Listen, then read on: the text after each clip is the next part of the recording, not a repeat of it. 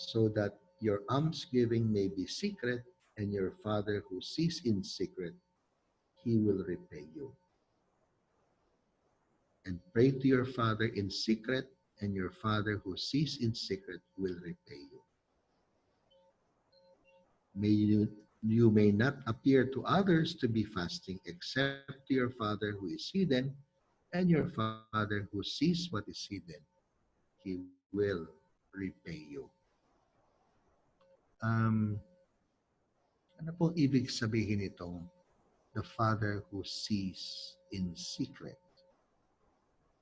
Well, sabi di ba, do not judge the book by its cover. Well, since many people no longer read that much, except they are probably are reading more what they could find in their social media.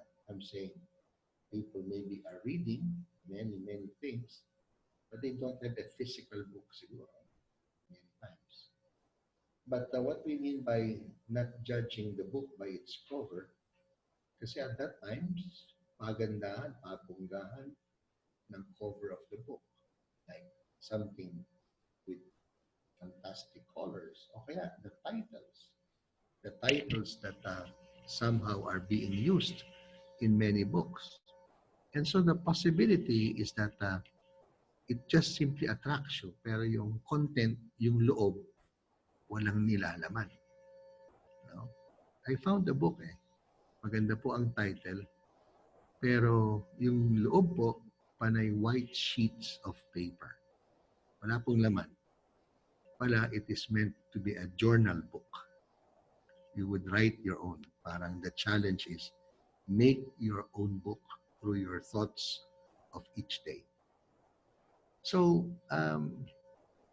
what Jesus is saying, since the Father knows your heart, yung iyong pinakaloob na loob, yung nasa kaibuturan ng iyong puso, ng iyong pinakalalaman ng iyong isipan, yung talagang nasa deepest, the yearning, pagnanasa, yung talagang sasabihin natin your deepest desire, then there is no need to show.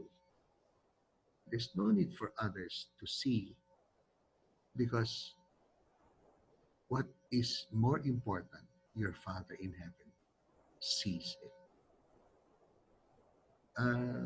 Nakita natin sa first reading na si Elijah wanted to share, or God wanted him to share his prophetic ministry to a younger man who is called Elisha. And I just found out that Elisha is like Joshua. Yahweh saves, Yeshua, and dito, Elisha. It is the Lord saves. So, when we speak about this giving, sharing the gift of prophecy to Elisha, Elisha asked for a double portion of Elijah's ministry, of the power to serve. And Elijah says, mahirap ibigay yan sa iyo unless it is God who gives you. And true enough, he said, if you're able to see me go up to heaven, then the Lord might grant your prayer. And true enough, nakitang-kita ni Elisha how Elijah was taken up with a chariot in heaven. Sabi ng iba, so siguro hindi lang si Jesus at saka si Mary are body and soul in heaven. Kasama rin siguro si Elijah. Hindi ako sigurado doon. Kasi sabi ni Jesus, Elijah would come back. And in fact, sabi niya, the spirit of Elijah came. So hindi the body, but the spirit of Elijah came to John the Baptist and became the prophet that connected the Old Testament and the so-called New Covenant, the New Dispensation. So here we have a gospel that tells us to render to God in the secrecy of your heart, of your spirit and soul, the good things you want to do for others. No need for others to know that you are giving alms or praying or fasting.